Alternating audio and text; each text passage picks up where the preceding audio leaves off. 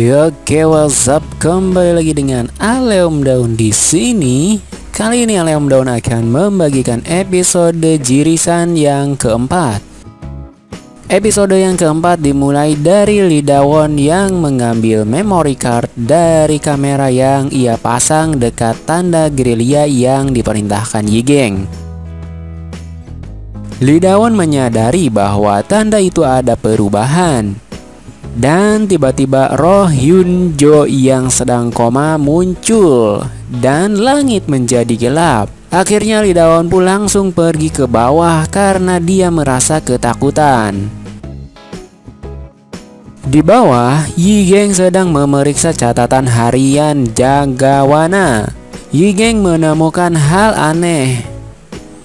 Ada beberapa kasus di mana saat kasus itu terjadi, Komandan Jagawana Jo Dae-jin malah cuti guys. Saat sedang memeriksa dokumen, ada orang yang ingin masuk ke ruangan Yi Geng.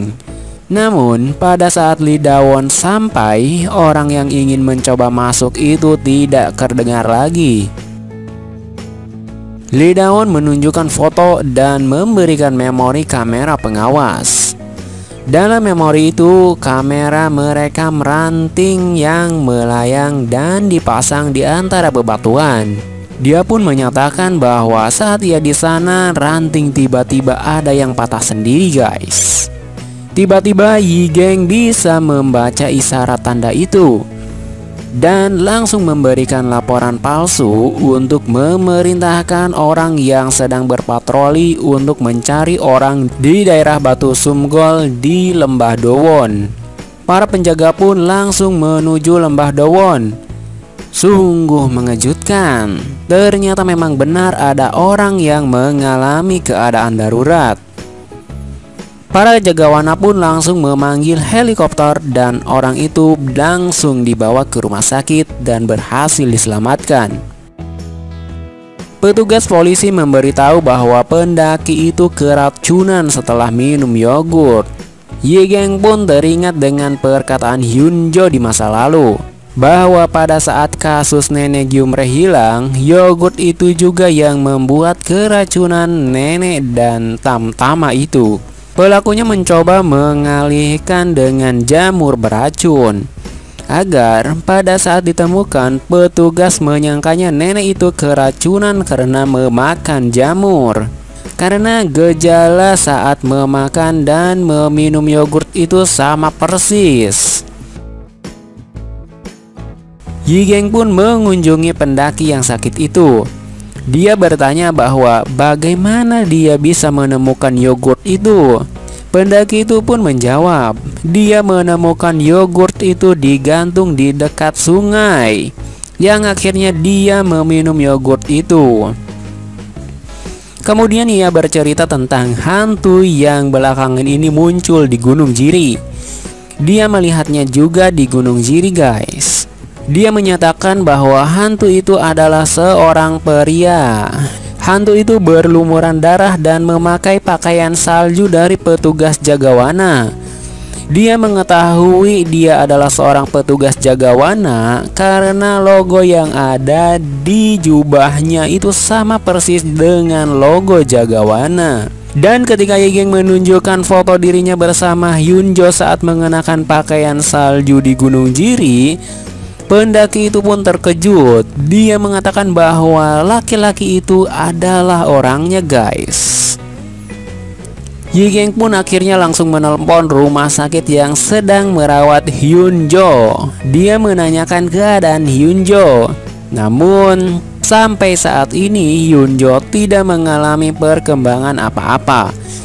Dia tetap tertidur dan koma guys. Di luar, Yi Geng bertemu dengan peneliti sumber daya. Yi Geng bertanya bahwa apakah benar di Gunung Jiri ada hantu. Pria itu pun menjawab, ada. Hantu itu adalah orang-orang yang naik Gunung Jiri dengan membawa kesedihan dan penyesalan.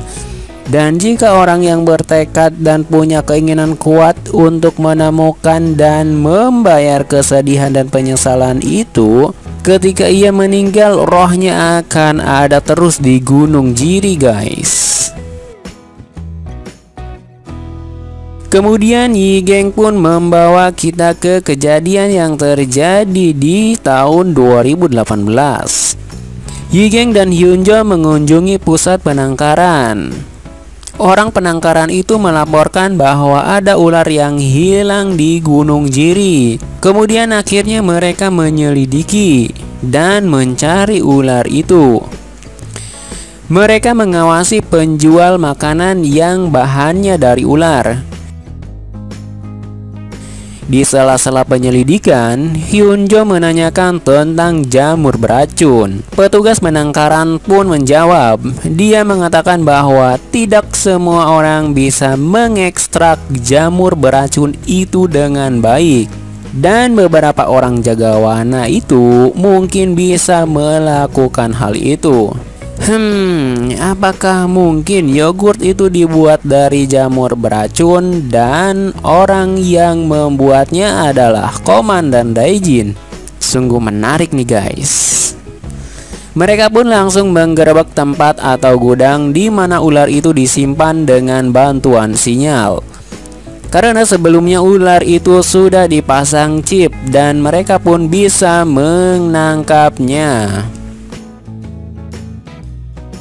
Setelah penangkapan itu, Hyunjo bermimpi ada orang yang menyimpan bom kentang dan akan terjadi bahaya di sana. Keesokan paginya, Yigeng dan Hyunjo mengunjungi tempat itu. Namun sayangnya tidak ada apa-apa. Kemudian mereka pun malah langsung kembali turun karena mereka akan melakukan patroli khusus. Ketika mereka sedang turun, tiba-tiba terjadi ledakan. Dan ternyata orang yang menangkap ular itu yang terkena bom kentang guys. Hyunjo dan Yigeng pun dituduh istrinya bahwa mereka harusnya disalahkan atas kejadian itu. Karena saat itu mereka sedang berpatroli di sekitaran sana dan seharusnya mereka tahu bahwa itu ada bom kentang. Hyunjo pun bertekad ingin mencari pelaku sebenarnya. Dia menceritakan pada Yigeng bahwa dia melihat tangan. Di tangan itu terdapat bekas cakaran hewan. Hyunjo pun bertanya pada petugas penangkaran karena dia juga mengetahui tentang bom kentang itu. Petugas itu pun menjelaskan bahwa bom itu dipakai di masa lalu oleh pemburu ilegal dan tidak mungkin dibuat lagi di zaman sekarang. Akan tetapi ada beberapa pekerja yang menyimpannya sebagai kenangan atau cindera mata. Tapi itu pun sudah disita. Namun Hyunjo pun tetap mengunjungi orang-orang itu dan bertanya pada mereka tentang bom kentang itu. Saat Hyunjo menanyai orang satu persatu, akhirnya ada orang yang mengakui bahwa dia masih menyimpan bom itu. Tetapi dia pun juga tidak tahu bom itu kemana. Bomnya tiba-tiba menghilang. Orang itu pun khawatir dengan cucunya. Dan cucunya adalah seorang jagawana juga nih. Hyunjo pun melihat foto-foto keluarga itu. Dan Hyunjo tertuju pada foto lelaki nih. Sepertinya lelaki itulah yang ada dalam mimpinya. Di tempat yang berbeda, saat sesi informasi tentang bom kentang di balai kota, Yigeng pun melihat pria dengan bekas cakaran di tangannya. Mungkinkah itu adalah pelakunya? Mari kita temukan jawabannya di episode yang akan datang. Sampai jumpa di episode yang kelima mendatang.